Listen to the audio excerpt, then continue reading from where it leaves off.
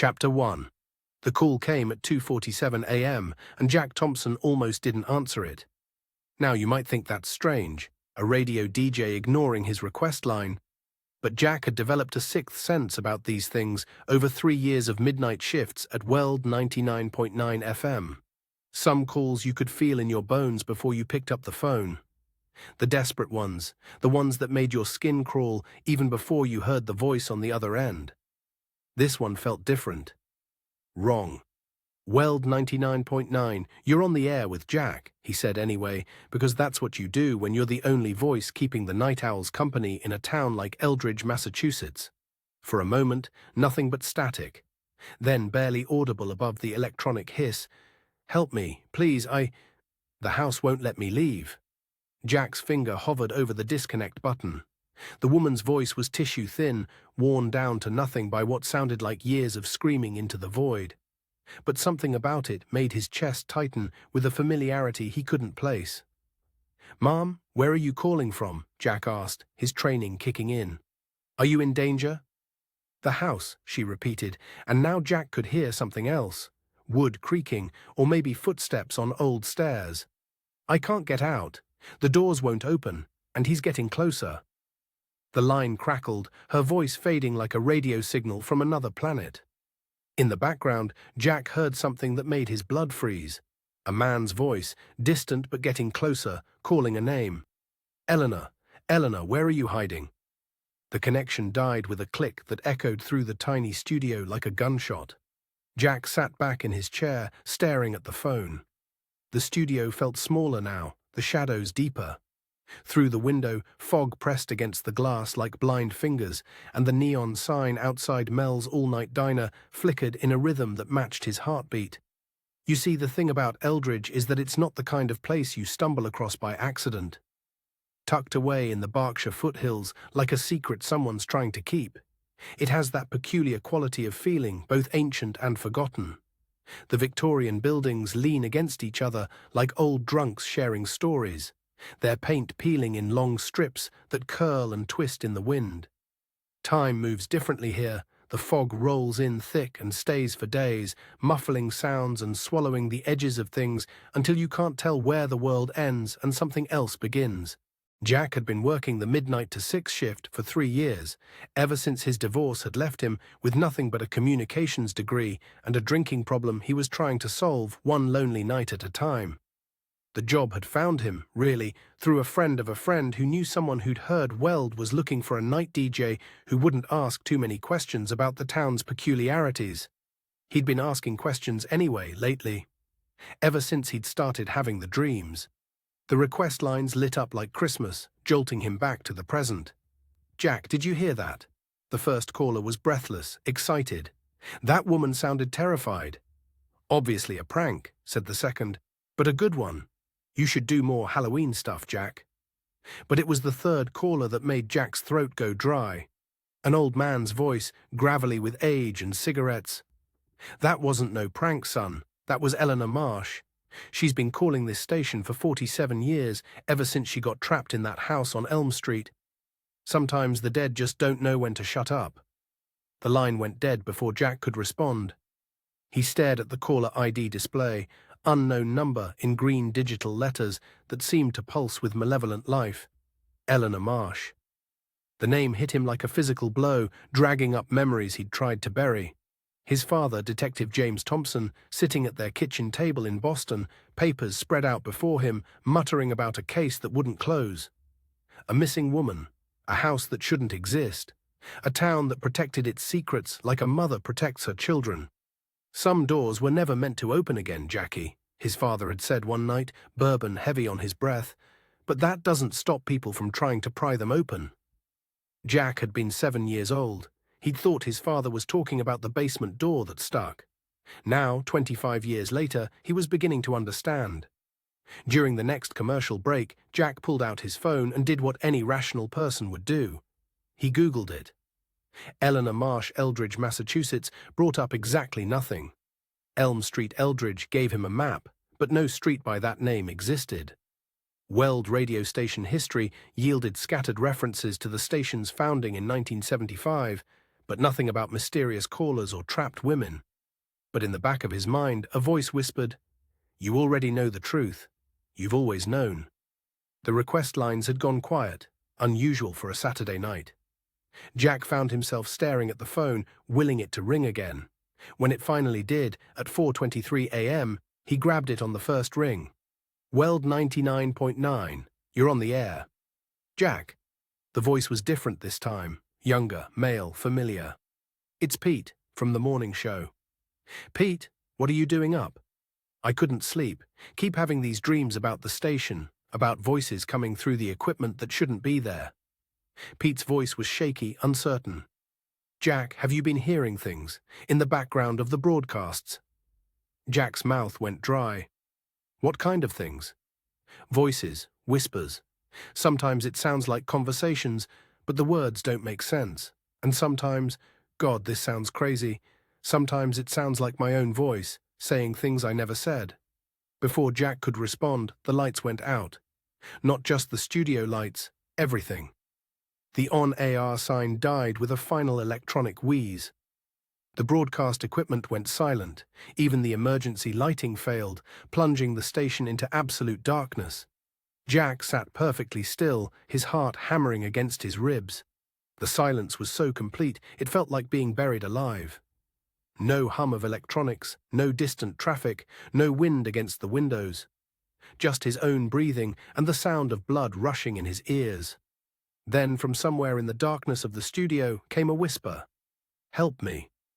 It was the woman's voice again, but this time it wasn't coming through the phone.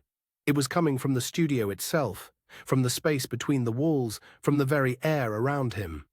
"Please," the voice continued, and now Jack could hear footsteps, slow, deliberate steps on the carpeted floor. "He knows you now. He knows you're listening." Jack fumbled for his phone, his hands shaking. The pale blue light revealed the studio exactly as it had been, empty except for himself. But the voice continued closer now, as if someone were standing right behind his chair. "The house won't let me leave," she whispered, and Jack felt something cold brush against the back of his neck. "But now it knows about you. Now it's coming through." The lights flickered back on, and Jack spun around in his chair. The studio was empty. The equipment hummed back to life. The on-air sign resumed its electronic buzzing. But on the desk beside his microphone, where nothing had been before, lay a single sheet of paper. Jack picked it up with trembling fingers and read the words written in faded ink. "Eleanor Marsh, 1347 Elm Street, missing since October 31st, 1976. Last seen calling WELD 99.9 FM during Jack Morrison's overnight show. Search of property inconclusive. Case closed pending new evidence." At the bottom of the page, in different handwriting, someone had added, "Some doors were never meant to open again." Jack looked at the date on the police report, then at the calendar on his desk. October 31st, 1976. Exactly 47 years ago. And in the margin of the report, circled in red ink, was a single word, Jack. But it was the signature at the bottom that made his blood freeze. Detective James Thompson, Eldridge Police Department, his father who had died when Jack was 12, taking his secrets with him. His father, who had never told him about working in Eldridge, who had never mentioned Eleanor Marsh or haunted houses or women who called radio stations from beyond the grave. The request line began to ring again, its electronic trill cutting through the studio like a scream. Jack reached for it, then stopped. Because in the black surface of the phone he could see something reflected. Not his own face, but the face of someone else. Someone standing behind him in the empty studio. Someone who had been waiting 47 years for Jack Thompson to come home. The ringing stopped. The studio fell silent. And in that silence, Jack heard the whisper again, so close he could feel breath against his ear. "Welcome home, Jack. We've been waiting for you." You might think that's where the story should end, with Jack frozen in terror and the ghost of Eleanor Marsh breathing down his neck. But you'd be wrong, because the thing about horror, real horror, is that it doesn't end with the revelation. It begins there, and Jack Thompson was about to discover that some family histories are better left buried, some questions better left unasked, and some broadcasts better left unanswered. But he was going to ask them anyway.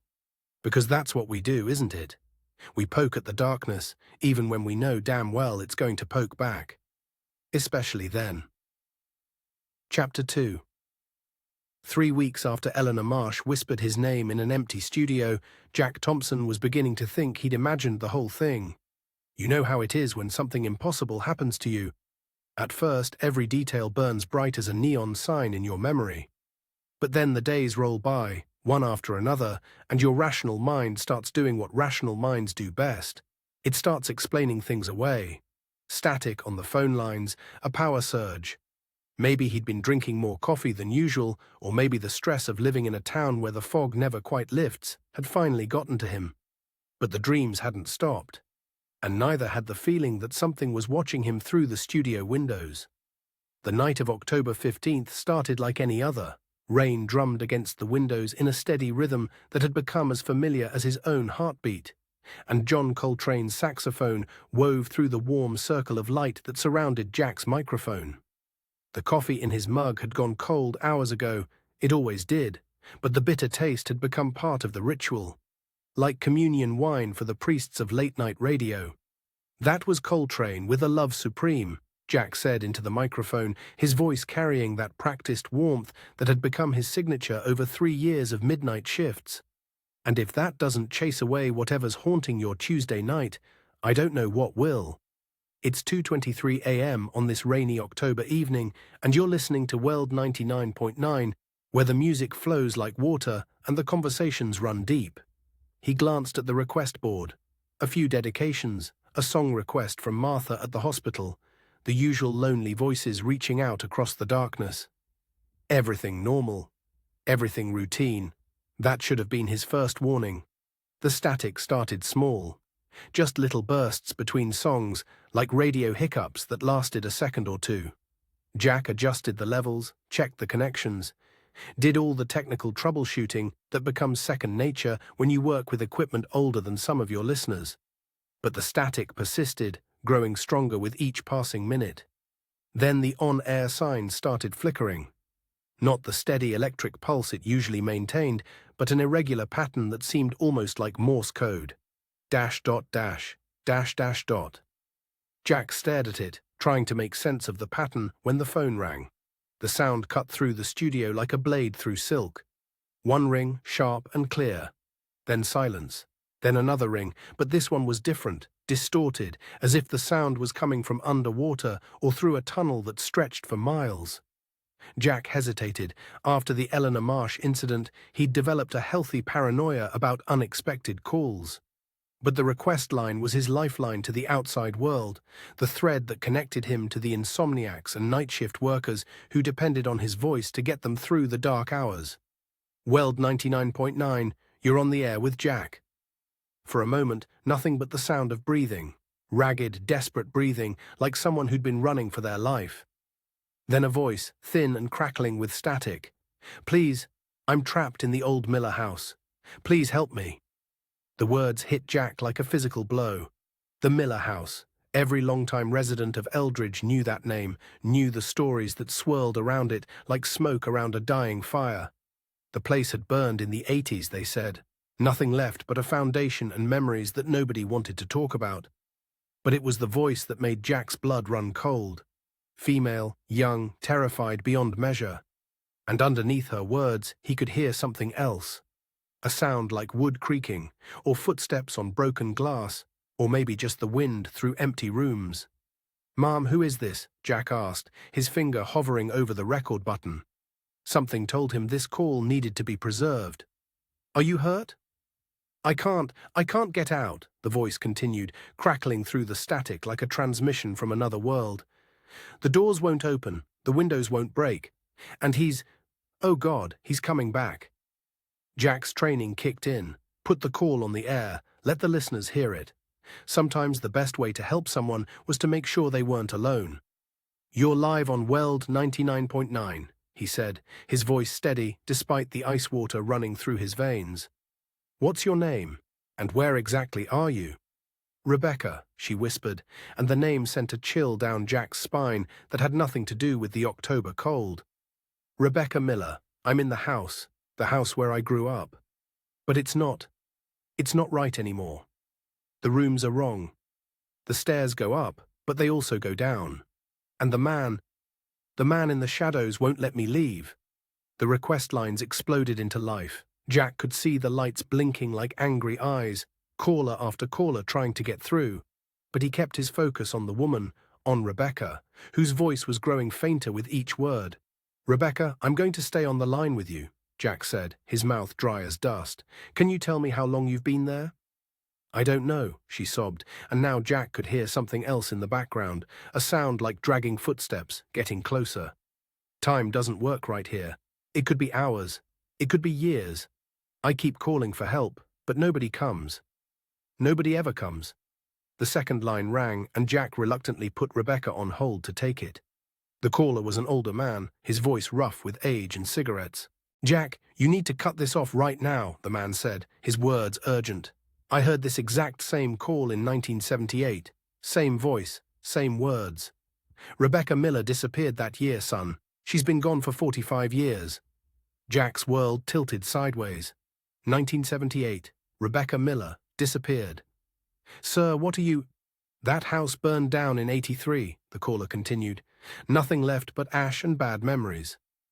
But every few years, someone reports seeing lights in the windows, hearing voices. The dead don't always know they're dead, boy. Sometimes they just keep trying to call for help." The line went dead, and Jack switched back to Rebecca. But something had changed.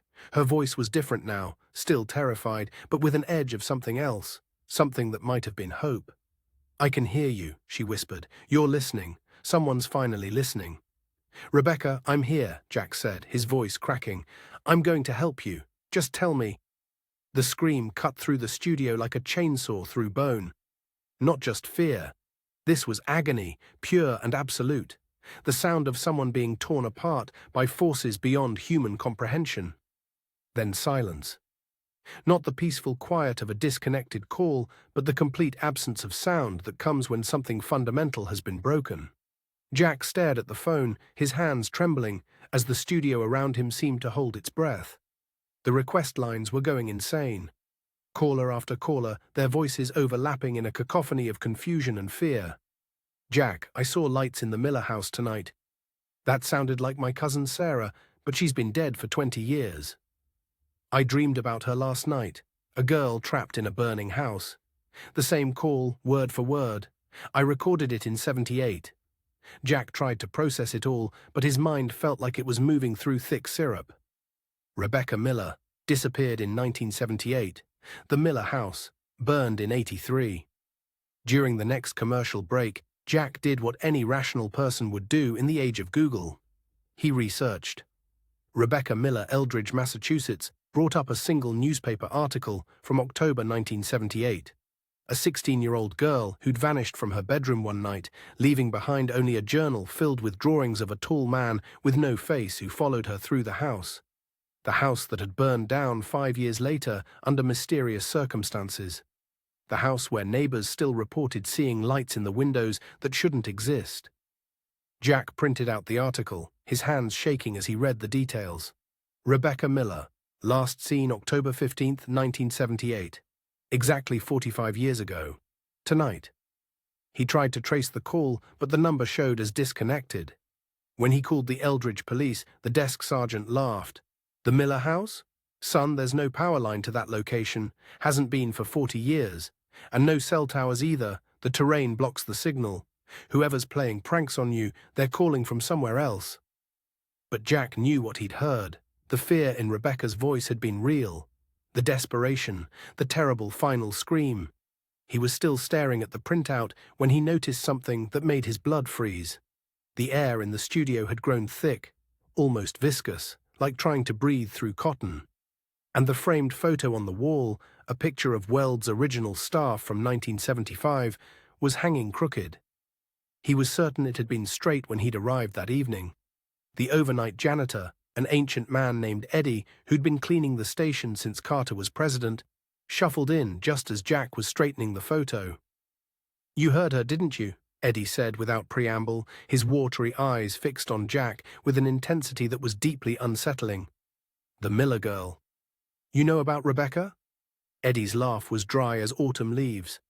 "Son, I've been working nights in this place for 47 years. I've heard every voice that's ever tried to reach through these airwaves. Some of them are just lonely. Some of them are lost. But some of them—" He shook his head. "Some voices don't want to be found. They just want to be heard. And once they know you're listening, they don't like to let go." The old man shuffled toward the door, then paused. "You should go home, Jack. Get some sleep. And maybe think about whether you really want to keep taking calls from the dead." Eddie left, and Jack was alone with the silence and the smell of industrial disinfectant and something else, something that reminded him of smoke and roses and the particular staleness of air that hasn't moved for decades. The rest of the shift passed in a blur. Jack played music, read the weather, made small talk with the few callers brave enough to phone in after the Rebecca incident. But his mind kept wandering to the Miller house, to a 16-year-old girl who'd been trapped for 45 years, to the sound of her scream echoing through dimensions he didn't understand. At 5:30 a.m., with half an hour left in his shift, Jack decided to play one final song. Something peaceful to wash away the night's horrors. He reached for the CD player, but stopped when he noticed the track display. He hadn't queued up anything. The machine was empty. But the display read, "Now playing, static, unknown artist." The speakers crackled to life, filling the studio with white noise that seemed to carry voices just below the threshold of hearing. Jack reached for the stop button, but his hand froze as the static began to resolve into something else. Whispers. Dozens of them, maybe hundreds, all talking at once in languages he didn't recognize. And underneath it all, barely audible, came Rebecca's voice. "He's watching. He's always watching. Don't look at the windows, Jack. Don't look at the windows." Jack's eyes involuntarily flicked to the studio windows. For a moment, he saw only his own reflection staring back from the rain-streaked glass. Then the lightning flashed, and in that brief moment of illumination, he saw something else. A tall figure standing in the parking lot, motionless, watching. When the lightning faded, the figure was gone. The phone rang, the same distorted double ring that had announced Rebecca's call. Jack stared at it, his heart hammering against his ribs like a caged bird. He knew he shouldn't answer. Every instinct screamed at him to let it ring, to finish his shift and go home and pretend none of this had ever happened. But he answered anyway. Because that's what you do when you're the voice in the darkness, the lifeline for the lost and the frightened. WELD 99.9, you're on the air with Jack. Silence. Then, in a voice that couldn't belong to anyone living, couldn't belong to anyone who'd ever drawn breath or felt sunlight on their skin, came 4 words that would haunt Jack Thompson for the rest of his days. "You shouldn't have listened." The line went dead. The studio fell silent. And outside, in the pre-dawn darkness, Jack could swear he heard the sound of footsteps on wet pavement, circling the building like a predator stalking its prey. He sat there until his replacement arrived, staring at the phone and wondering if he'd just made the biggest mistake of his life. You might think Jack would have learned his lesson after that. You might think he'd have packed up his things and gotten the hell out of Eldridge before whatever was hunting him in the darkness decided to close the distance. But you'd be wrong. Because the thing about curiosity, real curiosity, the kind that drives people to poke at sleeping dragons, is that it's stronger than fear, stronger than common sense, stronger than the voice in your head that's screaming at you to run. And Jack Thompson had always been a curious man, even when curiosity killed more than cats. Chapter 3. Dawn came to Eldridge like a reluctant witness, pale and hesitant, filtering through Jack Thompson's bedroom window with the kind of light that seemed afraid of what it might illuminate. The town lay beneath a blanket of silence so complete it felt deliberate, as if every bird, every insect, every living thing had decided to hold its breath and wait. Jack sat at his kitchen table, surrounded by the detritus of obsession. Yellowed newspaper clippings spread across the formica surface like tarot cards, their edges curling with age and coffee stains. Scribbled notes covered in his own increasingly frantic handwriting. Phone numbers that led to dead ends. Names that no one wanted to discuss. You know that feeling when you're working a jigsaw puzzle in dim light and every piece looks like it might fit, but nothing quite clicks into place? That's where Jack found himself 48 hours after Rebecca Miller's call, drowning in fragments of a story that everyone in Eldridge seemed determined to forget. He'd barely slept. Every time he closed his eyes, he heard that terrified voice calling from a house that shouldn't exist. "I'm trapped in the old Miller house. Please help me." The words had burned themselves into his memory like a brand. The Eldridge Public Library squatted on Main Street like a Gothic fortress, all dark brick and narrow windows that seemed to watch you approach. Inside, the musty smell of old books and older secrets hung in the air like incense. Mrs. Eleanor Hartwell had been the head librarian for 37 years, and she moved through the stacks with the careful precision of someone who knew exactly which books contained dangerous information. When Jack asked about the Miller house, her face went pale as parchment. "I was wondering when someone would come asking about that place again," she said, her voice barely above a whisper. She disappeared into the archives and returned with a slim binder, her hands trembling as she held it. "Miller House, Local History Collection." The label was typed on an old manual typewriter, the letters slightly crooked. She hesitated before handing it over, her eyes distant with fear. "I've been having dreams about that place lately. Dreams where I'm walking through empty rooms and hearing voices calling from behind the walls. Maybe it's time someone finally looked."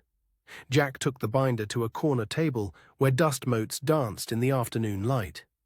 The first document was a photocopy of a police report from 1978 describing Rebecca Miller's disappearance. But it was the details that made his skin crawl, footprints in the garden that led directly to the house's foundation and simply stopped. The last radio transmission from her bedroom, a small transistor radio found still playing static, neighbors reporting the sound of low laughter coming from the empty house in the weeks after she vanished. As Jack read deeper, a pattern emerged. Disappearances dating back to the house's construction in 1889. Always around October. Always the same details. Footprints that ended abruptly. Voices heard in empty rooms. The faint scent of roses and decay. He pulled out a map of Eldridge and spread it across the table, marking each disappearance with a red pen. 7 cases over 134 years. And every single red mark pointed directly at 1347 Elm Street. The Miller house. The old farmer lived in a ramshackle house 3 miles outside town, where the fog never quite lifted and the trees grew too close to the windows. Jeremiah Coates was 83 and half blind, but his memory was sharp as winter ice. "You're asking about the Miller place," he said before Jack could introduce himself. "I can smell it on you. That house has a particular scent, roses and rot." They sat on the sagging front porch, and Jeremiah's voice trembled as he spoke. "I seen things there that ain't natural. Back in '92, I was driving past around midnight when I seen candles flickering behind them boarded-up windows. Figured it was kids playing around, so I stopped to run 'em off." His gnarled hands shook as he lit a cigarette. "But when I got to the front door, I heard something that made my blood freeze. A child screaming. Not playing, not hurt. Terrified beyond measure, and the screaming was coming from inside a house that had been empty for 9 years. What did you do?" "What any sane man would do. I got back in my truck and drove away, but I still hear that scream sometimes when the wind's just right. That child's been crying for help for 30 years and ain't nobody brave enough to answer." At the Historical Society, a narrow building wedged between 2 Victorian houses like an afterthought, Jack found records that made the puzzle pieces click into place with sickening clarity. The Miller house had been built on consecrated ground, an old cemetery dating back to 1798. Most of the graves had been moved when the town expanded, but the ledger contained a chilling entry from the construction foreman. Sealed coffins discovered during excavation of West Wing foundation, contents unknown. Town council orders reinterment beneath new structure, construction to proceed as planned. Buried under the house, graves that had been disturbed, their occupants relocated to the basement of a family home. Jack felt his stomach turn as he imagined what that might have unleashed. Tucked between the pages was a charcoal drawing on torn paper, a spiral pattern surrounded by names written in different hands. Some he recognized from the disappearance reports. Others were too faded to read. At the center of the spiral, in fresh ink, someone had written, "The door is opening." At Murphy's Tavern, the afternoon crowd was thin, a few construction workers unwinding from their shifts, an old man nursing a beer and his memories. Jack found himself talking to Sarah, the barmaid, a woman in her 50s with tired eyes and hands that never stopped moving. The Miller House. She laughed, but there was no humor in it. Honey, you don't ask about that place unless you're looking for trouble. Every old-timer in this town knows the rules. You don't go near that property after dark. You don't even drive past it if you can help it. Why? Because that house breathes, she said, her voice dropping to a whisper. I know how that sounds, but I've lived here my whole life, and I've seen things. On quiet nights, you can see the shadows moving behind those boarded windows, and sometimes, just sometimes, you can hear it calling. Calling who? Anyone who'll listen. The house hunts souls, honey. Has been for over a century. And once it gets your scent... She shuddered. Well, let's just say Rebecca Miller ain't the first person to get trapped in there. Jack's hands shook as he dialed the number he'd found in the white pages. Susan Miller Chen lived in California now, as far from Eldridge as she could get, while staying in the continental United States. Who is this? She demanded when Jack introduced himself. How did you get this number? I'm investigating your cousin Rebecca's disappearance. No. The word was sharp as a blade. You leave my family alone. You hear me? Whatever you think you know about that house, you're wrong. Some things are better left buried. But if Rebecca is still... Rebecca is dead, Susan screamed, her voice cracking with decades of suppressed terror. She's been dead for 45 years. And if you know what's good for you, you'll stop digging before you end up the same way. The line went dead, leaving Jack staring at his phone and wondering what secrets the Miller family had been keeping all these years. That evening, driving back to the radio station, Jack's car radio began to crackle with static. He reached for the dial to change stations, but froze when he heard something underneath the electronic hiss. A child's voice, thin and desperate. Find us, please find us. We're so cold. The static grew louder, drowning out the voice, and Jack pulled over to the side of the road. His hands were shaking so badly he could barely hold the steering wheel. The voice had sounded like Rebecca, but younger. Much younger. How many people had that house claimed over the years? Back at the station, Jack spread his investigation materials across his desk. Flashlight? Check. Camera? Check. Voice recorder? Check. And in the corner, the small silver crucifix that Mrs. Hartwell had pressed into his hands with the words, just in case. He was transcribing his interview with Jeremiah Coates when his computer screen flickered.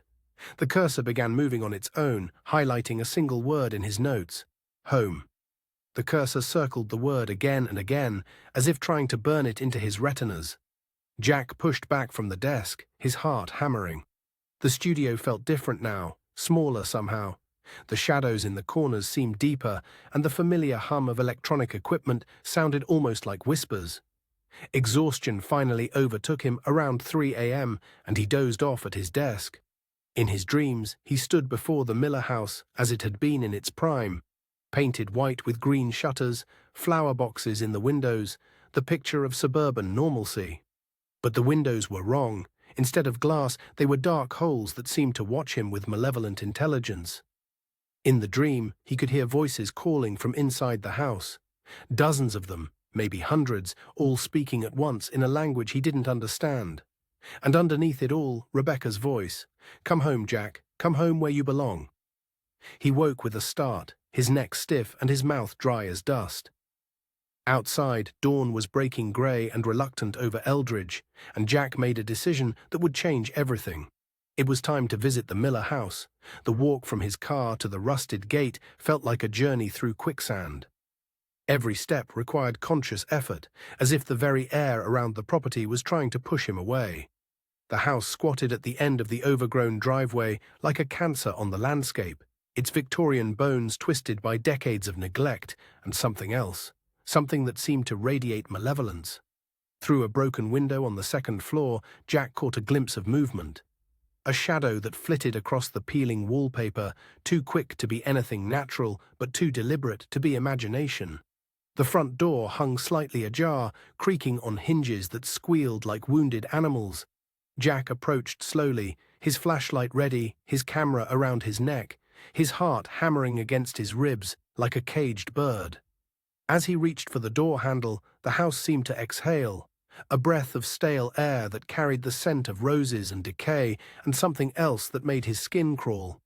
And from somewhere deep inside the darkness beyond the threshold came a voice he recognized.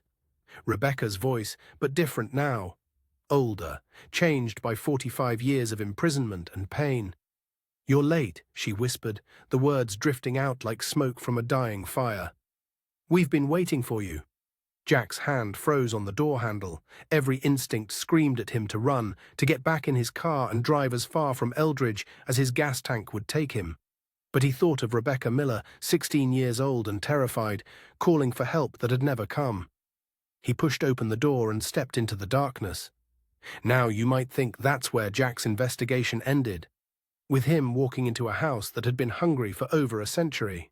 But you'd be wrong. Because the thing about investigating the supernatural is that once you cross that threshold, once you step from the world of the living into the realm of the dead, the rules change. And Jack Thompson was about to learn that some doors, once opened, can never be closed again. Some investigations don't end with answers. They end with the investigator becoming part of the mystery.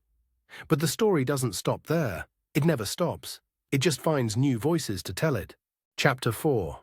You know that moment when you're standing at the edge of a swimming pool in the middle of winter, knowing the water's going to be cold as hell, but you're going to jump anyway? That's exactly how Jack Thompson felt as he stood at the threshold of the Miller house, his flashlight beam cutting through the darkness beyond the front door like a knife through black velvet. The dust motes swirled in the light, but not randomly. They moved in patterns that seemed almost deliberate, spiraling and dancing as if guided by invisible currents. The threshold itself was warped, the wooden frame twisted into a shape that hurt to look at directly, as if the house were trying to reshape itself into something that could swallow visitors whole. Jack took a deep breath, mistake number one, and stepped inside. The silence hit him like a physical blow. Not the peaceful quiet of an empty building, but the oppressive hush of something holding its breath.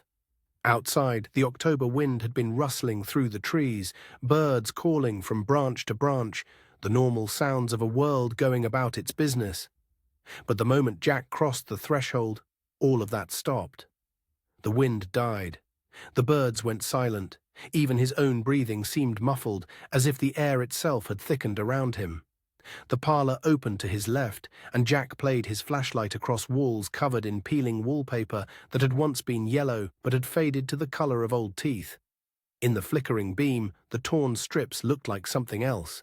Faces contorted in silent screams, their mouths open in eternal anguish. Jack blinked, and they were just wallpaper again. Blinked again, and the faces returned, clearer this time, more defined. He moved deeper into the house, and the floorboards creaked under his weight. But it wasn't the normal sound of old wood settling. Each creak seemed to carry words, hushed voices trailing just behind him, impossible to locate, but impossible to ignore. Step. Jack. Step. Why are you here? Step. You shouldn't have come. The parlor was furnished with the ghosts of a family's life. Darker rectangles on the walls marked where pictures had once hung, and in the center of the room a mantelpiece still held a collection of framed photographs. Jack approached slowly, his flashlight revealing images of the Miller family in happier times. A father with kind eyes, a mother with a gentle smile, 2 children playing in a garden. But someone had taken great care to scratch out one figure's face in every single photograph. Deep gouges in the glass, as if done with fingernails rather than any tool. In some pictures, the scratches were so violent they'd torn through the photo itself, leaving ragged holes where a person should have been. On the mantelpiece, next to the defaced photographs, lay a leather-bound diary. Its pages were pressed open, as if someone had been reading it moments before Jack arrived. The early entries were written in neat script, documenting the everyday life of a teenage girl. October 1st, 1978, started my senior year today. Mom made my favorite breakfast, pancakes with real maple syrup. Can't wait for Halloween this year. But as Jack flipped through the pages, the handwriting changed, became more frantic, less controlled. October 10th, the walls in my room make sounds at night. Like breathing. Mom says it's just the house settling, but houses don't breathe, do they? October 12th, found scratches on my bedroom door this morning. Long, deep scratches like claw marks. But we don't have any pets. October 14th, they watch us. I can feel eyes on me even when I'm alone. The walls breathe, and they watch, and something is coming. The final entry was barely legible, the words scratched into the paper with what looked like a fingernail. October 15th, he's in the walls now. He's always been in the walls.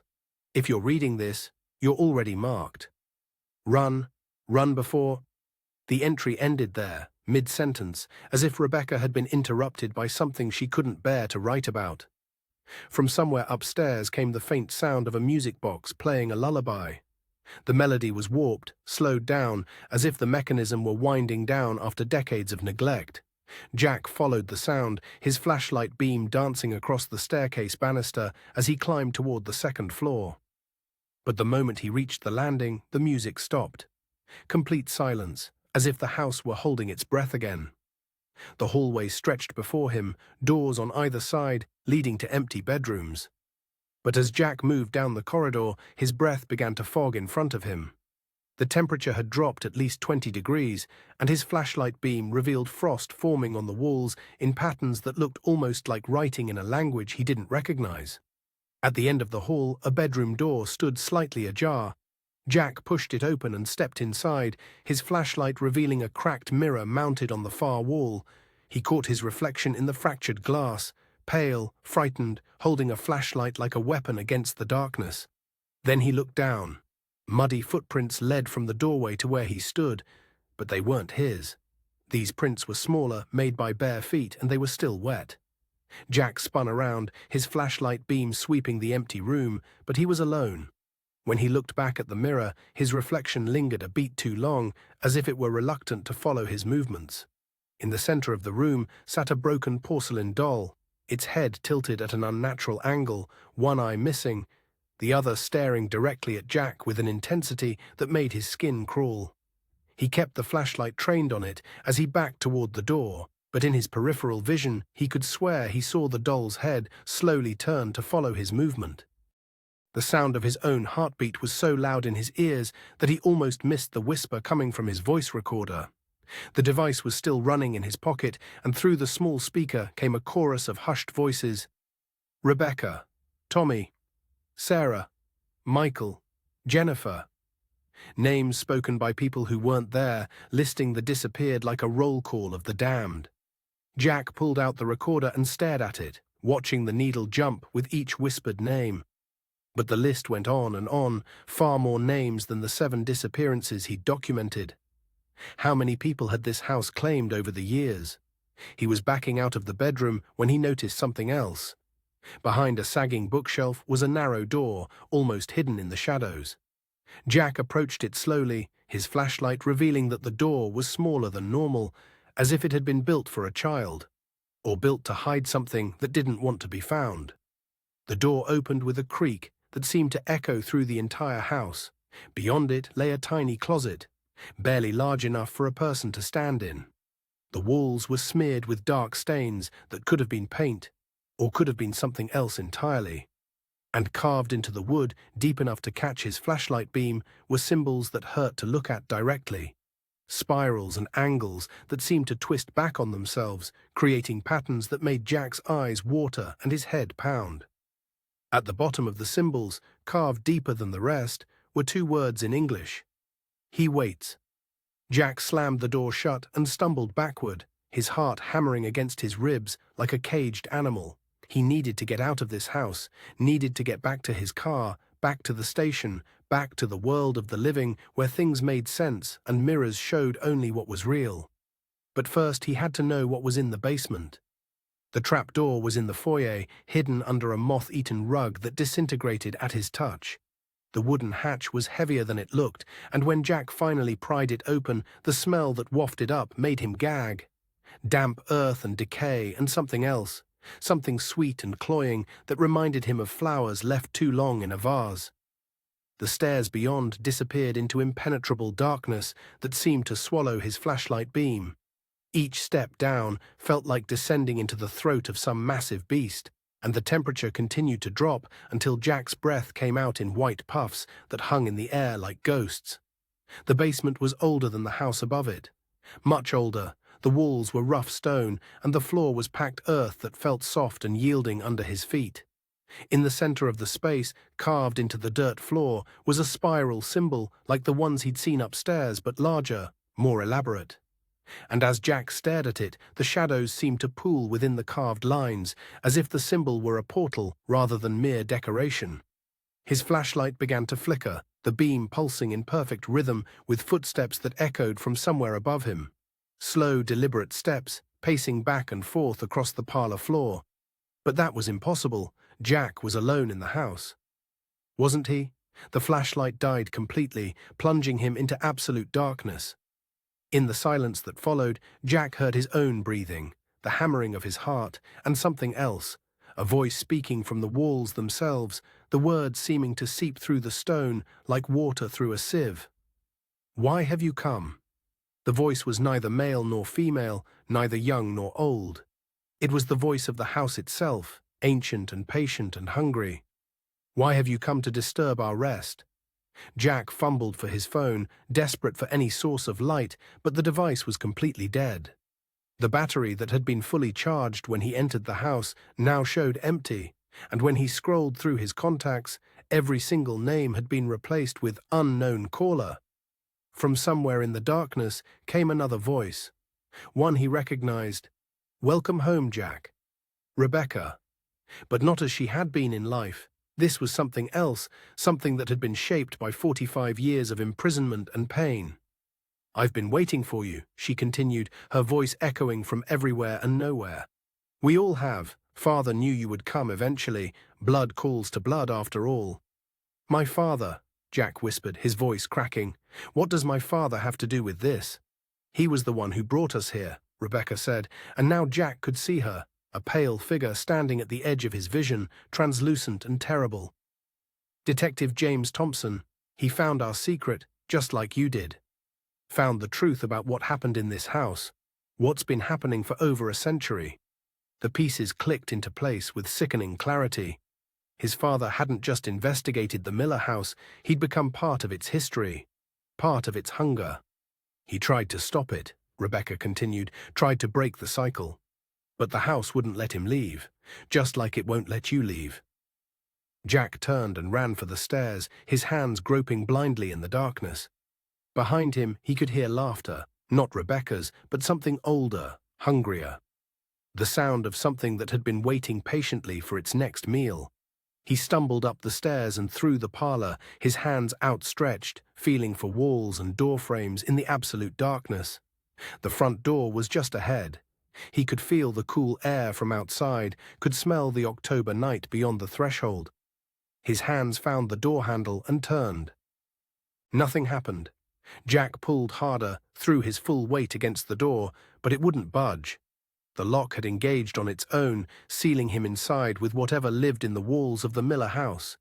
In the sudden silence that followed his desperate attempts to escape, a voice drifted through the keyhole, soft, welcoming, terrible. "Welcome home, Jack. Welcome home where you belong." The house settled around him like a satisfied sigh, and Jack Thompson realized that his investigation was over. He'd found the truth about the Miller house, about his father, about the cycle of disappearances that had haunted Eldridge for over a century. But the truth, as it turned out, was a trap, and now he was part of it. Outside, the fog rolled in thick from the hills, swallowing the house and its newest resident in a blanket of white that seemed to muffle even the memory of screams.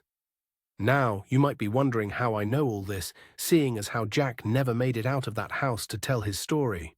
But that's the thing about places like the Miller house. They don't just trap bodies.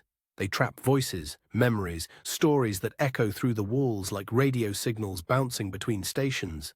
And sometimes, if you know how to listen, if you tune your radio just right on certain nights when the fog rolls in thick, you can still hear Jack Thompson broadcasting from inside those walls, still taking calls from the living, still trying to help the lonely and the lost. But he's not the only voice in there anymore. There's Rebecca, of course, and Detective James Thompson, and all the others who've been collected over the years. A whole radio station full of the disappeared, broadcasting from a place between life and death, between then and now. The question is, are you brave enough to listen? Because once you hear those voices, once you know they're there, they start listening back. And the Miller House is always looking for new broadcasters. Chapter 5. You know that feeling when you're driving home from a horror movie and every shadow looks like it might be hiding something that wants to follow you back to the safety of your own four walls? That's exactly how Jack Thompson felt as he sat in the WELD 99.9 studio at 11:47 p.m., 3 hours after escaping the Miller House by the skin of his teeth and the grace of whatever gods watch over fools who poke sleeping dragons. His hands were still shaking as he reached for the on-air switch, but his voice, when it came, was steadier than he had any right to expect. Good evening, night owls. This is Jack Thompson, and you're listening to WELD 99.9, where the truth never sleeps and the darkness always has stories to tell. He paused, staring at his reflection in the soundproof glass that separated the studio from the empty hallway beyond. Tonight I want to talk to you about something that's been happening in our town for over a century. Something that the good people of Eldridge would rather keep buried. As he spoke, a soft tapping echoed through the studio, methodical, patient, like someone gently knocking on a door that wasn't there. Jack glanced around the small room, but he was alone. The tapping continued, seeming to come from inside the walls themselves. I want to tell you about the Miller House, Jack continued, trying to ignore the sound. About Rebecca Miller, who disappeared 45 years ago. About the 7 documented disappearances that all point to the same location. About what I found tonight when I decided to look for answers. The tapping stopped abruptly, replaced by a silence so complete it felt like the studio was holding its breath. Jack had prepared notes for this broadcast, pages of research, interview transcripts, historical documents that painted a picture of something feeding on Eldridge for over a century. But as he reached for his pen to reference the first piece of evidence, the writing instrument slid across the desk as if pushed by an invisible hand. It rolled off the edge and clattered to the floor, the sound unnaturally loud in the padded quiet of the studio. Technical difficulties, Jack said with a laugh that didn't quite hide the tremor in his voice. You know how it is with old equipment. Sometimes it has a mind of its own. The request lines lit up immediately, more calls than Jack had ever seen at this hour. He punched the first one. WELD 99.9, you're on the air. Static filled the studio, thick and crackling like fire in dry leaves. Then, underneath the electronic hiss, came a voice that made Jack's blood freeze. Jack, why did you leave us? The voice was distorted, stretched thin like a recording played at the wrong speed. But Jack recognized it. Rebecca Miller, calling from a place that didn't have phone lines. Who is this? Jack asked, though he already knew the answer. You know who this is, the voice continued, growing clearer with each word. You found us, Jack. You found our prison. But you left us there. You left us in the dark. The line went dead with a click that echoed through the studio like a gunshot. Jack stared at the phone, his mouth dry as dust. On the caller ID display, where a phone number should have been, there was only one word. Home. He took the next call. This time it was a child's voice, thin and frightened. Please help me. I can't find my mommy. The tall man won't let me leave. Where are you? Jack asked, but the line was already dead. The third call was an old man, his voice thick with decades of cigarettes and regret. You shouldn't have stirred things up, boy. Some doors are meant to stay closed. Call after call, voice after voice, all of them speaking from places they couldn't possibly be, saying things that shouldn't be said. And through it all, Jack kept broadcasting, kept trying to tell the story of the Miller House, even as the story began to tell itself around him. During the news break, as the pre-recorded bulletin played, Jack noticed something wrong with the framed photograph on the studio wall, a picture of WELD's original staff from 1975. The frame had shifted, turning to face Jack directly, and the people in the photo, their eyes seemed different, terrified, as if they were looking directly at him, pleading for help he couldn't give. Jack stood and straightened the picture, but as he did, he could swear he saw the subject's eyes tracking his movement. When he stepped back, their expressions had changed again, not terrified now, but angry, accusatory. The news bulletin ended, and Jack's pre-recorded station identification began to play. You're listening to WELD 99.9, the voice of Eldridge. But that's not what came out of the speakers. You're listening to MIL 66.6, the voice of the damned. Jack lunged for the control board, but the audio kept playing, the words distorting and stretching until they became something inhuman. Welcome to the last broadcast. Welcome to your new home. The clock on the studio wall showed midnight, but instead of the usual commercial break, 5 extra minutes of dead air spilled out across the Eldridge airwaves. Dead air filled with the sound of distant weeping, of children calling for parents who would never answer, of footsteps pacing through empty rooms. Jack tried to break in, tried to regain control of his own show, but the equipment wouldn't respond.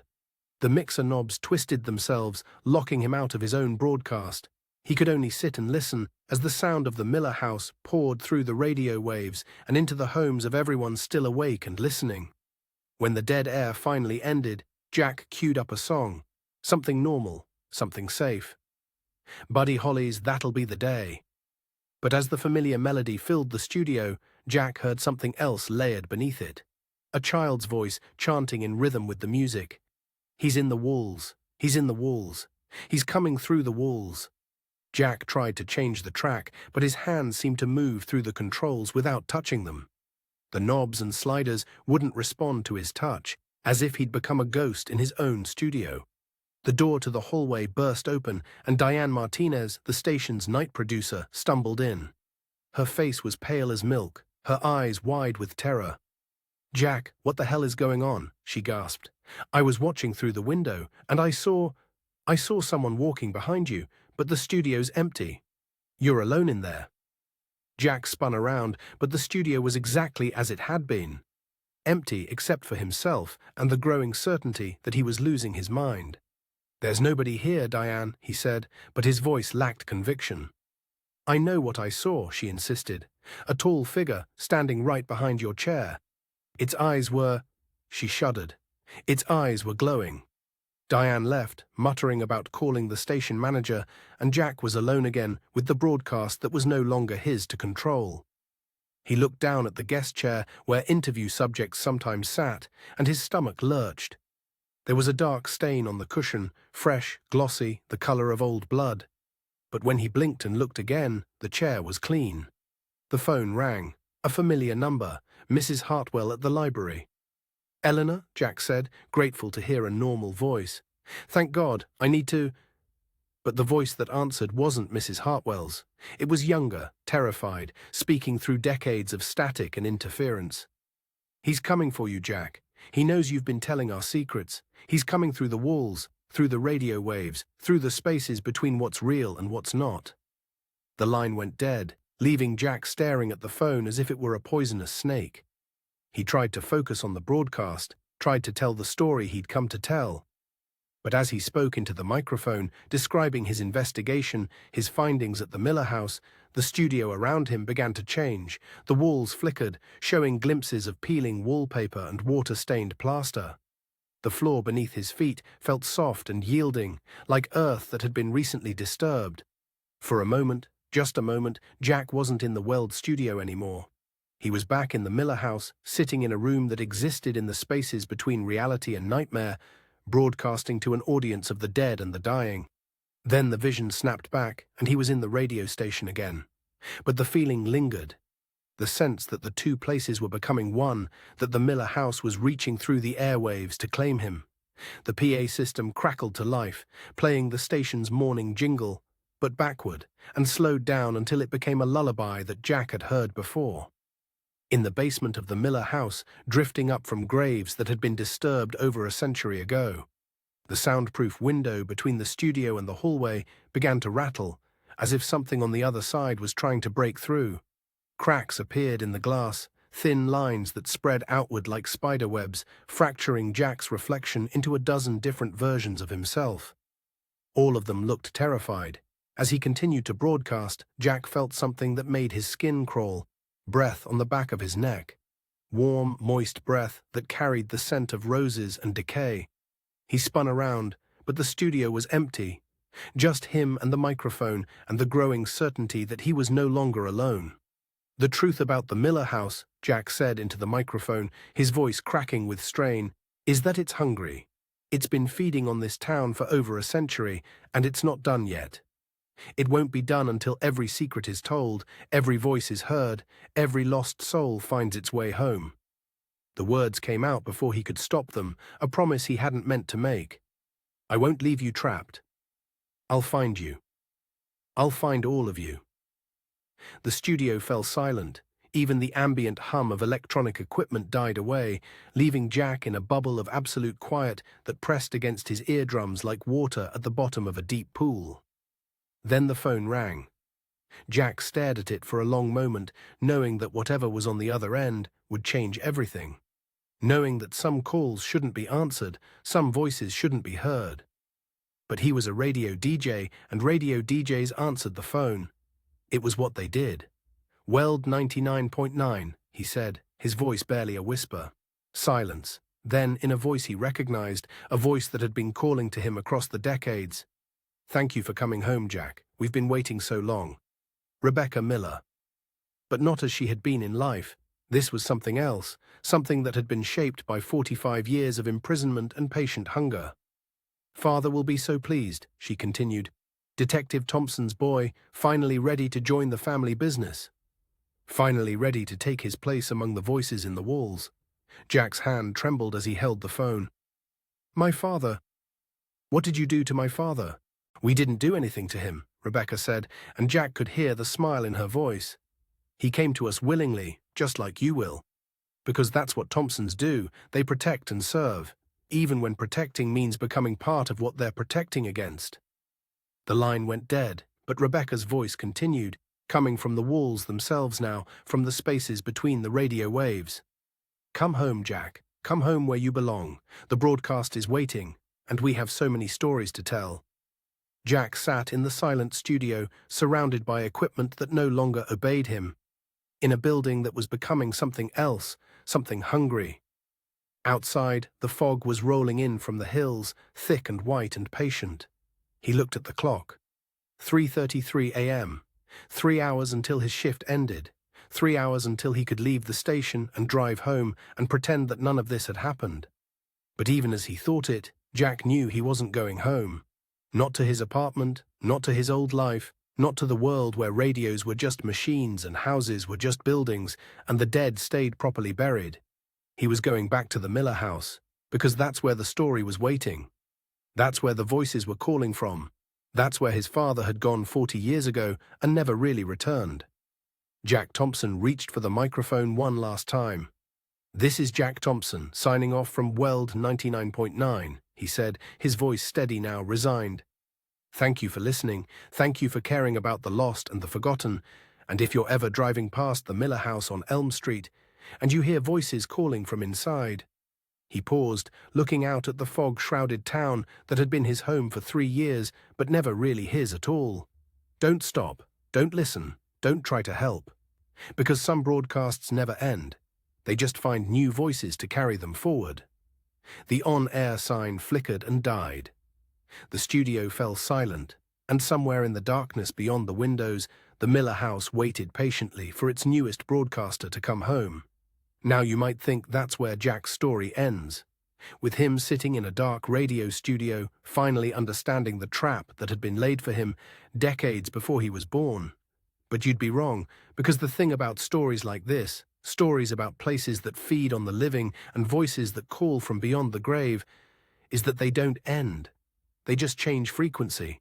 And if you know how to tune your radio just right, on certain nights when the fog rolls in thick and the static fills the spaces between stations, you can still hear Jack Thompson broadcasting from inside the walls of the Miller house. Still taking calls from the living, still trying to help the lonely and the lost. But be careful how long you listen, because once you hear those voices, once you know they're there, they start listening back. And the Miller house is always looking for new residents, always broadcasting, always calling, always hungry for one more voice to add to the choir. Chapter 6. You know that feeling when you walk into a room and something's just off. Not wrong, exactly, but different in a way that makes your skin crawl and your brain start cataloging escape routes. That's exactly how Jack Thompson felt as he stepped into the WELD 99.9 studio at midnight on October 18th, 2 days after his first broadcast about the Miller house had turned into something he couldn't quite explain or forget. The silence hit him first. Not the normal quiet of a radio station at midnight. There's always something humming, always some piece of equipment breathing electronic life into the space. But tonight, the studio was tomb quiet. No hum of amplifiers, no whisper of air conditioning, no distant buzz from the fluorescent lights.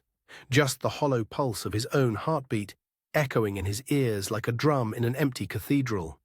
Jack flipped the power switches one by one, watching as the familiar constellation of LED lights blinked to life across the control board. But as the equipment powered up, something else came with it. Fragments of sound bleeding through the speakers like ghosts in the machine. His own voice, but from years ago, twisted with static. Listening to WELD 99.9, where the night never ends and the voices never stop calling. Rebecca Miller disappeared on this day in 1978, but some say she never really left. If you're driving past the Miller house tonight, don't stop to listen. Don't try to help. Because some calls are meant to go unanswered. Words he'd never spoken, broadcasts he'd never made, memories that felt real but couldn't be. Jack reached for the volume control, but before his fingers touched the knob, the fragments faded back into silence. That's when the flashback hit him like a freight train to the temple. He was 7 years old, sitting in his bedroom in Boston, his transistor radio tuned to some distant AM station that played old jazz after midnight. His father was working late again. Something about a case that wouldn't close, a town called Eldridge where people disappeared and nobody talked about why. The radio was playing Billie Holiday when the power went out, plunging the house into darkness. But the radio kept playing, impossible since it was plugged into the wall, and underneath Lady Day's voice, Jack heard something else, screaming, distant, terrified screaming that seemed to come from inside the radio itself. "Turn it off, Jackie." His father's voice from the doorway, rough with fear and bourbon. "Turn it off right now." But when Jack reached for the radio, the screaming got louder, and he could swear he heard his own name being called from inside that small plastic box. Jack shook his head, forcing himself back to the present. Just stress, he told himself. Just his mind playing tricks after everything that had happened at the Miller house. But the memory felt too real, too vivid. Like it had been waiting 35 years for the right moment to surface. The studio door burst open and Diane Martinez stumbled in, her face pale and her eyes wide with panic. "Jack, thank God you're here," she gasped. "Tommy, the new intern, he was supposed to be filing press releases in the archive room, but when I went to check on him, he was gone. Just gone. His car's still in the parking lot, his jacket's still on the back of his chair, but there's no sign of him anywhere. Did you call the police?" "I tried, but the phones—" Diane's voice trailed off. "The phones are acting weird. Sometimes they work, sometimes they don't. And when they do work, I keep hearing voices on the line that aren't supposed to be there." She paced to the window, wrapping her arms around herself like she was trying to hold something in or keep something out. "I'm going to check the transmitter building. Maybe he went out there for some reason." "Diane, wait." But she was already gone, leaving only her half-finished coffee growing cold on the console and her chair slowly rocking back and forth as if she'd just stood up. Except the rocking didn't stop. It kept going, a gentle back-and-forth motion that had nothing to do with momentum and everything to do with something that wasn't quite natural. Jack reached for his phone to call Diane back, but when he tried to dial her number, he got a recording. "The number you have dialed is not in service." He tried his sister in Portland. Same message. His ex-wife in Seattle. Same thing. Every number in his contacts led to the same electronic void, as if the entire world beyond Eldridge had simply ceased to exist. But his voicemail was full. 37 new messages, which was strange because the phone hadn't rung once during his shift. Jack dialed into the system and listened. Beep. Heavy breathing, slow and deliberate, like someone trying to remember how lungs worked. Beep, more breathing, but this time he could hear something in the background. Footsteps on wooden floors, doors creaking open and shut. Beep. Silence so complete it made his ears ring. Beep. A whisper so faint he had to strain to hear it. "Jack, we're waiting for you, Jack." Message after message, all the same. Heavy breathing, distant sounds, whispers that might have been his name or might have been the wind through empty rooms. Until the 37th message, which made his blood freeze in his veins. Beep. "Jackie?" The voice was familiar, warm, tinged with the slight Boston accent he remembered from childhood. "Jackie, it's Dad. I know you can hear me, son. I know you're listening. It's time to come home now. Time to finish what I started." Jack dropped the phone like it was on fire. His father had been dead for 20 years, buried in Mount Auburn Cemetery under a headstone that read, "James Thompson, beloved father and dedicated servant." But that had definitely been his voice, older than Jack remembered, but unmistakably him. On his desk sat a framed photo of Jack and his sister Sarah, taken last Christmas when she'd visited from Oregon. But as Jack stared at it, Sarah's face began to dissolve into static fuzz, pixels scattering like digital snow, until only Jack remained in the photo, smiling alone at the camera. Jack blinked hard, shook his head, and looked again. Sarah was back, but her expression had changed. She looked terrified, her mouth open as if she were screaming, her eyes wide with a fear that seemed to be looking directly at him. The walls of the studio began to feel closer than they should. Jack stood and paced to the far corner, trying to shake off the claustrophobia that was creeping up his spine like cold fingers. But as he pressed his back against the wall, he heard something that made his skin crawl. Muffled sobbing coming from inside the drywall itself. He pressed his ear to the wall, listening.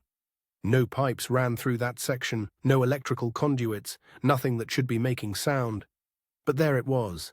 Someone crying softly, helplessly, the kind of tears that come from years of despair. And underneath the sobbing, something else. A heartbeat. Slow, steady, patient. The studio's PA system crackled to life without Jack touching any of the controls. His headset lights flickered and then blazed white-hot, and suddenly his thoughts were being broadcast live across the Eldridge airwaves. God, what's happening to me? Is this real, or am I losing my mind? Rebecca Miller, Tommy the intern, my father's voice on the phone, Sarah's face in the photo, the Miller house with its hungry walls and its collection of voices. Why did I come back? Why didn't I just run when I had the chance?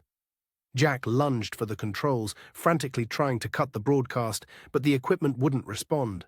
His private thoughts continued to pour out over the radio waves. The names on my notepad: Rebecca Miller, Eleanor Marsh. The 7 disappeared, but there are more, aren't there? So many more. A century of missing people, all feeding the same hunger, all becoming part of the same endless broadcast from beyond the grave. Finally, mercifully, the broadcast cut to dead air. But the silence that followed was worse than the unwanted transmission, because in that silence, Jack could hear laughter echoing through the PA system. Soft, knowing laughter that seemed to be coming from every speaker in the building at once. His phone buzzed with a text message. Jack looked at the screen and felt the world tilt sideways. The message was from his own number, which was impossible since the phone was in his hand. "We're here." Jack stared at the message, then opened his phone's settings to check the sender information. According to the phone's memory, the text had been sent from his number to his number at exactly midnight. But it was 12:47 a.m. now, and Jack was certain he hadn't sent any messages. In desperation, he opened all the studio microphones and went live, broadcasting to whatever late-night listeners might still be tuned in. "This is Jack Thompson at WELD 99.9, and I need help. Something is happening to me, something connected to the Miller house and the disappearances in this town. If anyone is listening, if anyone can hear me, please call the police. Tell them to check on the radio station. Tell them..." The broadcast cut off mid-sentence, replaced by dead air that stretched for long, uncomfortable seconds. Then, drifting through the speakers, like smoke from a dying fire, came a chorus of voices chanting in unison, "Stay with us, Jack. Stay with us. Stay with us forever." Jack tried to run from the studio, but when he reached for the door handle, his computer screen flickered to life behind him. He turned back to see that every file on his hard drive from before his investigation had been erased. Months of work, years of recorded shows, personal documents, all gone. Only the files related to the Miller house remained, glowing on the screen like accusatory eyes. In the reflection of the studio's glass door, Jack caught sight of a figure standing behind him. Tall, indistinct, wearing what looked like a police uniform from decades past. But when Jack spun around, the studio was empty. When he looked back at the glass, the reflection was still there, watching him with eyes that seemed familiar. "Dad?" Jack whispered. The reflection nodded once, then pointed toward the control board. On the whiteboard, where Jack kept track of upcoming segments and advertising schedules, names had appeared in red marker. Every person Jack knew, from his sister Sarah to his ex-wife Linda to his college roommate Mike. Every name was crossed out except one, Jack Thompson. As he watched, another name appeared at the bottom of the list, Diane Martinez. And even as Jack read it, a red line began to draw itself across Diane's name, slow and deliberate, like blood seeping through white cloth. Jack glanced at the clock on the studio wall and felt his sanity slip another notch. It read midnight, exactly midnight, though he was certain at least an hour had passed since he'd arrived. Time was looping back on itself, or stretching like taffy, or maybe just breaking down entirely in the space between what was real and what the Miller house wanted him to believe. He opened every microphone in the station, overriding the regular programming, and broadcast one final desperate plea. "My name is Jack Thompson, and I'm trapped at WELD 99.9. The Miller house. It's not just a building. It's something that feeds on people, on voices, on the connections between the living. It's been spreading, reaching out through the radio waves, through the very air we breathe. If you're listening to this, don't come looking for me. Don't try to help. Just get out of Eldridge while you still can." The only response was a chorus of voices, dozens of them, maybe hundreds, all speaking at once through the studio's sound system. "Stay with us, Jack. Stay with us. You belong here now. You've always belonged here." Jack could feel them pulling at him, these voices from beyond the veil, could feel the walls of the studio dissolving around him, reality becoming negotiable, the boundary between the world of the living and the realm of the hungry dead growing thinner with each passing moment.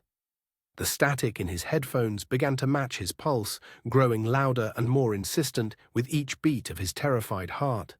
His own reflection in the control board's glass surface was becoming translucent, as if he were fading away from the world of solid things and warm breath and beating hearts. In a last desperate attempt to escape, Jack ran for the studio door, but when he pulled it open, there was only darkness beyond. Not the hallway he knew, not the familiar offices and storage rooms of WELD 99.9, but an absolute void that seemed to swallow light and sound and hope itself. He turned back to look at the studio one last time, and it was empty. The chair where he'd been sitting was pushed neatly under the control board. His coffee cup was gone. His notes had vanished. It was as if Jack Thompson had never existed at all. But the on-air sign was still glowing, and through the speakers came the sound of ragged breathing, his own breathing, though he was no longer sure where his body was or even if he still had one. From somewhere in the darkness beyond the door came a soft click, mechanical and final, the sound of something locking into place, the sound of a trap closing, the sound of a story reaching its inevitable conclusion. The studio fell into absolute dead air, but in that silence, if you listened carefully, you could hear something else, a heartbeat. Steady, patient, waiting. And then, so faint it might have been imagination, came a whisper. "Welcome to the last broadcast, Jack. Now we can begin the real show." Now, you might be wondering how I can tell you all this, seeing as how Jack Thompson vanished from the world of the living sometime between midnight and dawn on October 18th. But that's the thing about radio, it doesn't stop at the boundaries of life and death. The waves keep broadcasting, carrying voices across distances that can't be measured in miles or years. And if you know how to listen, if you tune your radio to just the right frequency on certain nights when the fog rolls in thick and the static fills the spaces between stations, you can still hear Jack Thompson. Still broadcasting, still taking calls from the lonely and the lost, still trying to warn people about the Miller house and its hunger that never sleeps. But be careful how long you listen, because once you hear those voices, once you know they're there, they start listening back. And the last broadcast is always looking for new cast members, always calling, always hungry, always just one frequency away. Chapter 7. You know that moment when you're standing at the edge of a cliff, looking down at the rocks below, and some part of your brain starts calculating the physics of falling? That's exactly how Jack Thompson felt as he sat in the WELD 99.9 studio at 5:47 a.m. on October 19th, his hands trembling as he reached for the microphone switch one final time. The on-air light glowed red like a warning beacon, casting everything in the studio in the color of blood and endings. Jack's fingers hovered over the switch, and for a moment, just a moment, he considered walking away. Getting in his car, driving until Eldridge was nothing but a dot in his rear-view mirror, leaving the Miller house and its hungry ghosts to someone else's nightmares. But then he heard them. The voices in the static, the whispers from beyond the veil, the desperate pleas of souls who had been trapped for decades in a prison made of radio waves and old regrets. Rebecca Miller, Tommy the intern, his own father, all of them calling his name, begging him to finish what he'd started. Jack flipped the switch. "Good morning, Eldridge," he said, his voice steadier than he felt. "This is Jack Thompson, and you're listening to what I hope will be the last broadcast from WELD 99.9. I say hope because there are things you need to know, things that have been hidden in this town for over a century. You deserve to know what happened here. You deserve to know why people disappear, why they're never found, why the Miller house has stood empty for 45 years while something inside it grows stronger with each passing day." His voice wavered between courage and dread, but he pressed on, because this was his job, wasn't it? To tell stories, to shine light into dark corners, to give voice to the voiceless, even if those voices belong to the dead. "I want to tell you about a ritual," Jack continued, pulling out the fragments of audio he'd recorded in the Miller house, the diary entries, the historical documents that painted a picture of something ancient and hungry. A ritual performed by the Miller family in 1978, using radio waves to trap souls, to create a prison that exists somewhere between the world of the living and the realm of the dead. As he spoke, playing the audio clips that documented the truth behind the disappearances, Jack heard something building in the background. Whispers at first, then voices, then names spoken by people who had no business speaking at all. Rebecca, Tommy, Sarah, Detective Thompson. The voices grew louder, more insistent, urging him to continue, to tell their stories, to set them free. But underneath their pleas, Jack could hear something else, a static that was building into something more complex, more alive. A chorus of the trapped, each voice recounting their final moments, their final pleas. "Please, someone help me. I can't find my way out.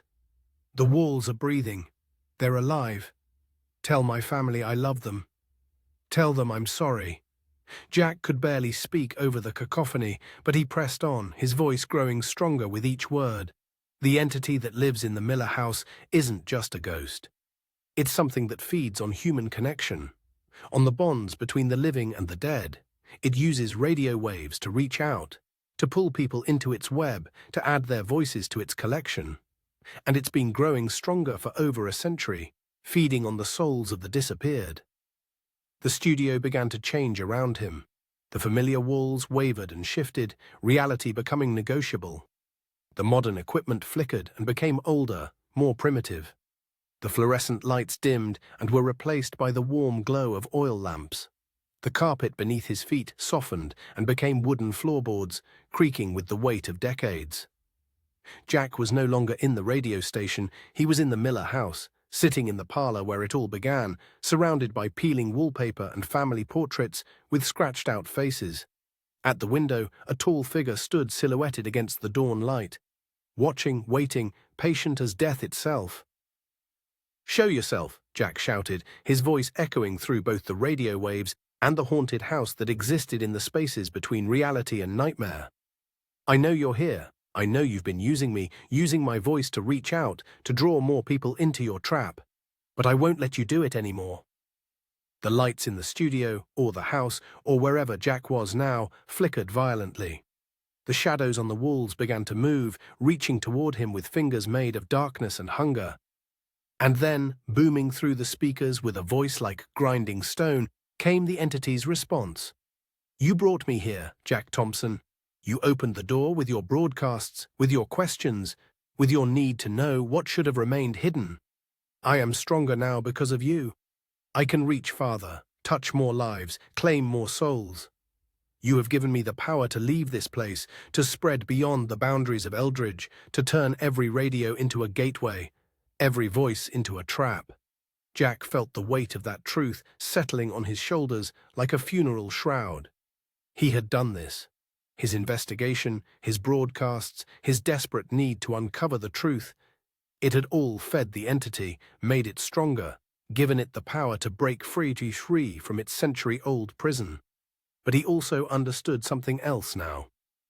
The entity was bound to the radio waves, tied to the frequency that connected the living world to the realm of the dead. And Jack knew exactly what frequency that was. "This ends now," Jack said, his voice steel and determination. He reached for his collection of vintage recordings, the old blues and jazz tracks that had been his father's favorites. But instead of playing them forward, he reversed them, let them play backward at exactly the right speed to create a counter-frequency that would disrupt the entity's hold on the radio waves. The effect was immediate and devastating. The reversed music created a harmonic that seemed to tear at the fabric of reality itself. The voices of the trapped souls cried out, not in pain, but in a heartbreaking mix of relief and agony as the frequency hit them like a key turning in a lock they'd been trapped behind for decades. "Jack," Rebecca's voice, clearer now than it had ever been. "The frequency, it's working. We can feel it breaking the bonds, setting us free." But the entity wasn't going down without a fight. All the equipment in the studio began to overload, sparks flying from the control board, the mixing console, the amplifiers. Outside, the WELD 99.9 neon sign flickered wildly, threatening to blow every fuse in the building. And then Jack realized the terrible truth. The spell was anchored to his voice, to the connection he'd forged with the trapped souls through his broadcasts. If he kept the counter-frequency going, if he stayed on the air long enough to free all the souls, the entity would consume him completely. He would become the final voice in its collection, the last prisoner in its electromagnetic jail. He would die to save them. Jack's hand hovered over the microphone switch, trembling with the weight of choice. He could save himself by going off-air, cutting the connection, letting the souls remain trapped but preserving his own life. Or he could stay, finish what he'd started, and pay the price that the entity demanded. The voices of the trapped souls seemed to sense his hesitation. "Jack, don't do it," Rebecca pleaded. "Don't sacrifice yourself for us. We've been dead for decades. You still have a life to live." "Son," came his father's voice, warm and familiar even through the static, "you don't have to pay for my mistakes. You don't have to finish what I started."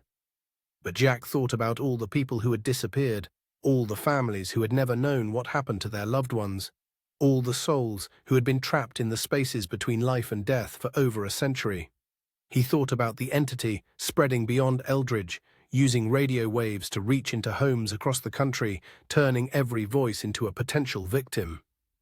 "I'm sorry," Jack whispered, and with a cry of defiance and determination, he slammed his hand down on the microphone switch. Not to turn it off, but to lock it in the on position. The voices stopped immediately. Not cut off, but released, like birds finally freed from a cage. The counter-frequency continued to play, tearing at the entity's hold on the radio waves, unraveling the spell that had bound the souls to their electromagnetic prison. In the sudden silence that followed, Jack heard only his own ragged breathing, and in the distance, the sound of church bells welcoming the dawn.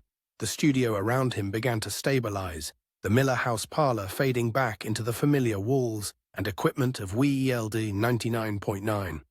"We're free," came a single clear voice. Rebecca's, but peaceful now, no longer trapped or frightened. "Thank you, Jack. Thank you for giving us back our voices, our choice, our rest."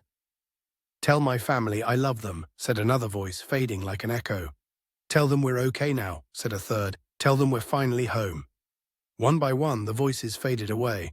Not cut off, but simply finished, their stories told, their prisons unlocked, their souls free to go wherever souls go when they're finally ready to let go of the world of the living. The studio fell into complete silence. Jack sat in his chair, breathing heavily, waiting for the entity to claim him, to drag him into whatever dark realm it called home. But nothing happened. The lights stabilized, the equipment hummed normally, the familiar sounds of a radio station at work filled the air. It was as if the nightmare had never happened. Almost. Jack looked down at the control board and saw a message scrawled in what looked like static given form, letters that seemed to flicker between existence and void. "Your voice belongs to us now." Jack stared at the message, understanding flooding through him like ice water in his veins. He'd saved the souls, broken the spell, defeated the entity. But not without cost. Never without cost. He stood up slowly, his legs shaking with exhaustion and the aftermath of terror. The sun was rising outside, painting the sky in shades of gold and pink that seemed impossibly beautiful after the darkness he'd just survived. He gathered his things, his notes, his recordings, the evidence of a story that would never be fully told, and walked toward the door. But as he reached for the handle, Jack caught his reflection in the control room window, and standing beside him, pale and translucent, but unmistakably there, was another figure. A soul that hadn't escaped with the others, a voice that would forever remain trapped in the spaces between the radio waves. His own. Jack turned and looked back at the studio one last time. The equipment was still humming, the on-air light still glowing, the microphone still live and ready for the next broadcast. On the digital display, the timestamp had frozen at the exact moment he'd locked the microphone switch. 5:52:33 a.m., October 19th. And in that frozen moment, for just a split second, Jack saw his own eyes flicker with static, with the electric soul of something that was no longer entirely alive, but wasn't quite dead either.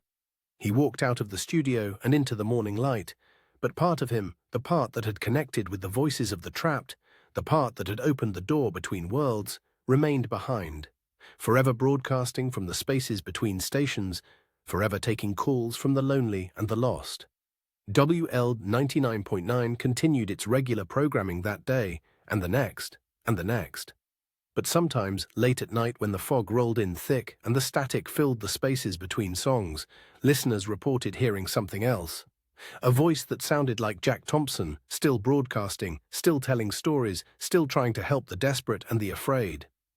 And if you called in during those strange hours, if you were lucky enough to get through, you might hear that voice answer. WELD 99.9, where the night never ends and the voices never stop calling. How can I help you? But be careful what you say. Be careful what you ask for. Because once you hear those voices, once you know they're there, they start listening back. And the last broadcast is always looking for new voices to join the choir. Now, you might think that's the end of Jack Thompson's story, and in a way, you'd be right. But stories like this don't really end. They just change frequency, find new ways to reach out across the darkness, new voices to carry them forward. The Miller house still stands on Elm Street, empty and waiting. The town of Eldridge still has its share of people who disappear without explanation, though not as many as before. And WELD 99.9 still broadcasts to the night owls and the insomniacs, the lonely and the lost.